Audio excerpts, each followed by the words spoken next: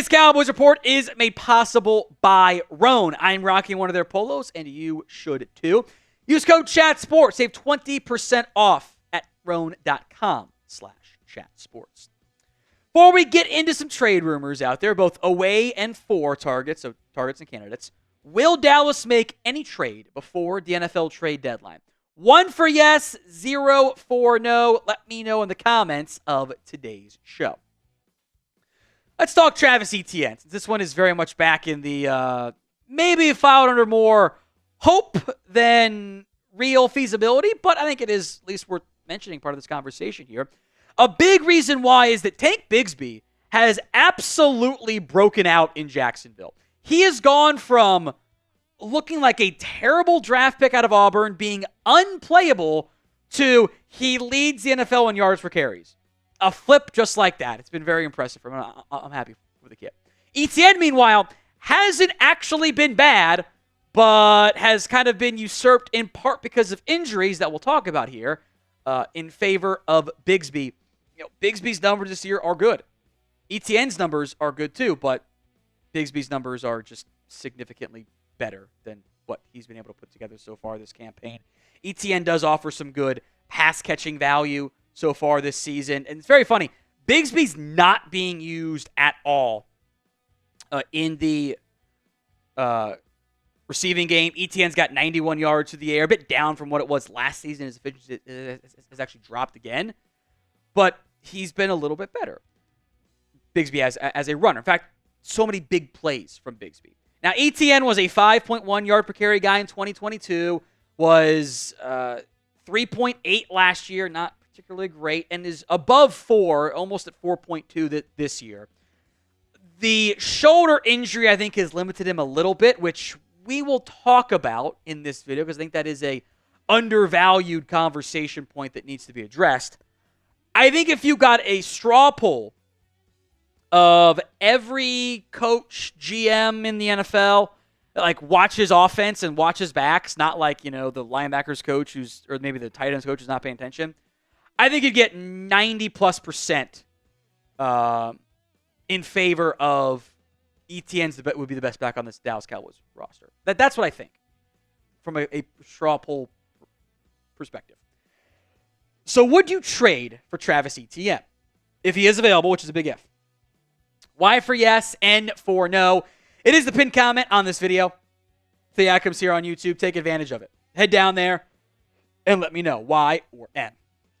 I think a player like Etienne piques my interest a little bit more than some of the other potentially available backs. And there's a couple different reasons for that we'll get into. One of which is I crave explosive plays out of my backfield.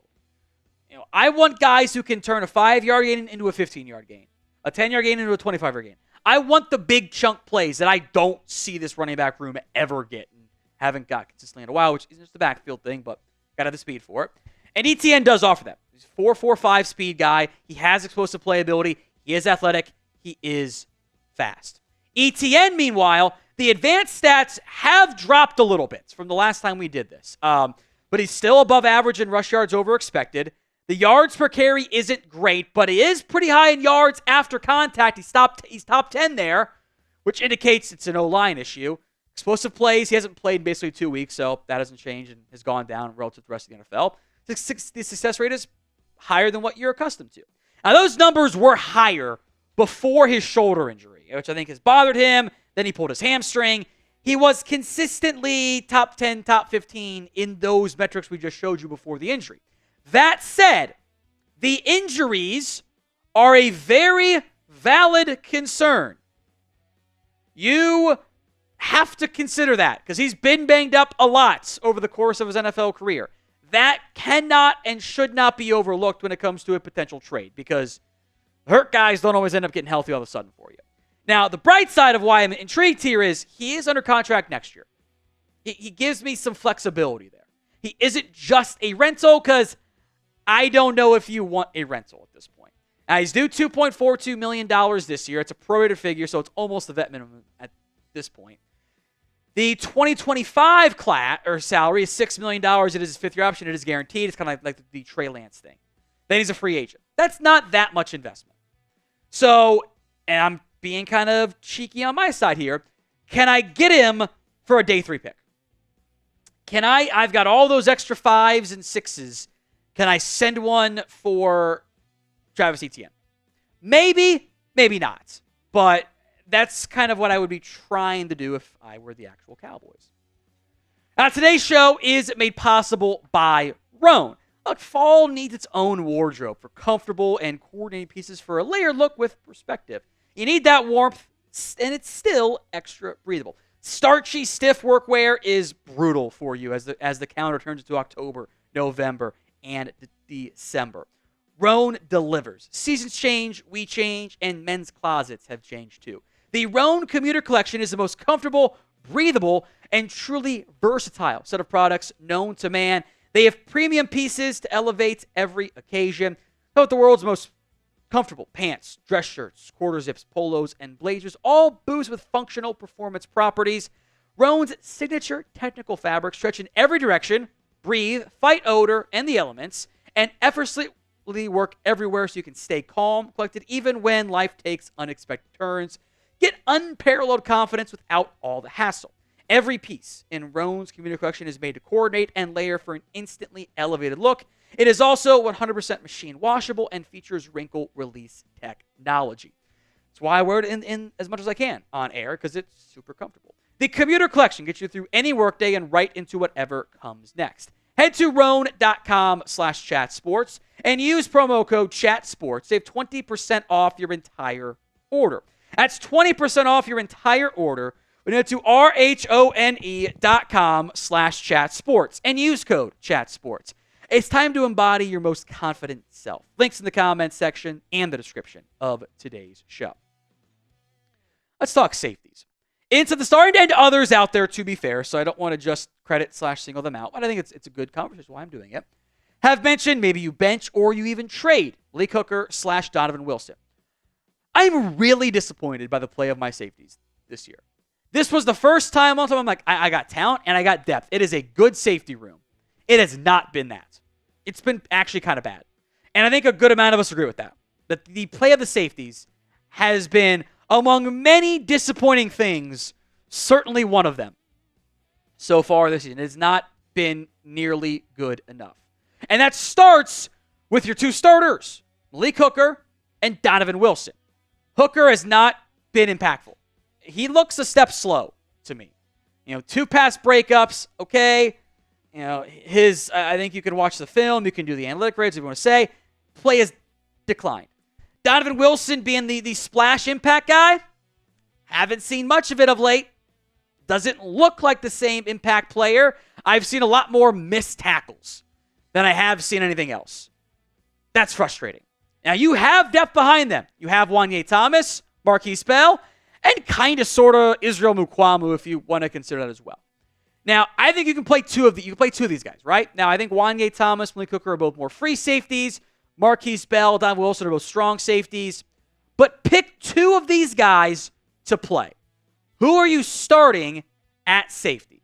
MH for Malik Hooker, MB for Markquese, DW for Donovan Wilson, JT for Juanyeh Thomas. Pick 2 of those guys to start at safety. Now, I'm down to play my youngsters. Juanyeh Thomas, I think, is your obvious Malik Hooker replacement. He's played 27 defensive snaps this year. Every time he plays defense, I see good stuff, or at least better stuff. I want to see him out there. I thought Markquese was your best safety/linebacker last season. He's got 23 snaps on defense. Now, he missed time with injury, sure, whatever. I want Markquese out there. I want him to play safety over Donovan Wilson.